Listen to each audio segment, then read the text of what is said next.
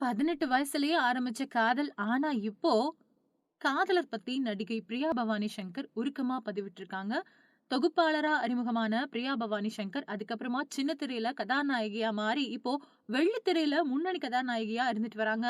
இந்த நிலையில தன்னோட Instagram பக்கத்துல தன்னோட காதலர் பத்தி உருக்கமான பதிவு ஒண்ண வெளியிட்டிருக்காங்க. அது இப்போ இணையத்துல வைரலாயிட்டு வருது. பிரியா பவானி சங்கர் திரையுலகத்துல முன்னணி நடிகையா மாறி இருக்கக்கூடிய நேரத்துல, பல வருஷங்களாவே தான் ஒரு நபர காதலிச்சுட்டு வரதா சொல்லி, அவரோட அடிக்கடி புகைப்படங்கள வெளியிட்டு வராங்க. இந்த நிலையில தன்னோட காதலரோட பிறந்த நாள பத்தி அவங்க பெரிய கேப்ஷன் ஒண்ணு குடுத்து, பதிவு ஒண்ண வெளியிட்டிருக்காங்க.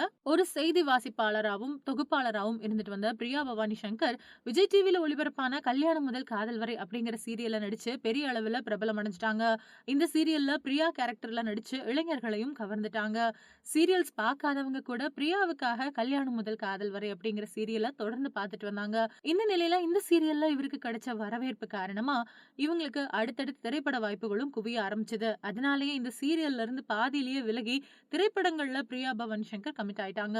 அதுக்கப்புறமா சன் டிவில கயல் சீரியல் நடிகையான சைத்ரா ரெட்டி இவங்களுக்கு பதில் நடிச்சிட்டு வந்தாங்க.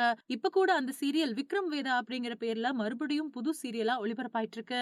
மேயாதமான் அப்படிங்கிற படத்துல தொடங்கி இப்போ மான்ஸ்டர், மாஃபியா, யானை, திருச்சிற்றம்பலம், அகிலன், பத்து தல, ருத்ரன் மாதிரியான பல படங்கள்ல முன்னணி நடிகர்களோட அவங்களுக்கு ஜோடியா நடிச்சுக்கிட்டு இருக்காங்க.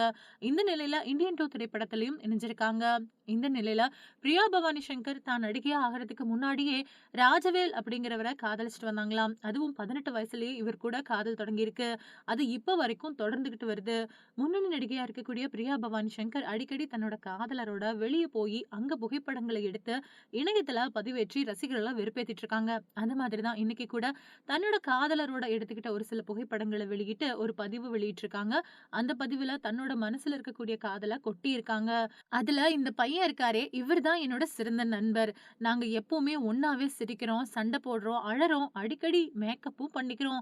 அவரு சத்தமா நம்பிக்கையோட பல தவறான பாடல் வரிகள பாடிக்கிட்டு இருக்காரு. நாங்க 2 பேருமே ஏ டூ இசட் வேற வேற தான். ஆனாலும் என்ன அவரு எப்பவுமே திருப்திப்படுத்திக்கிட்டே இருக்காரு.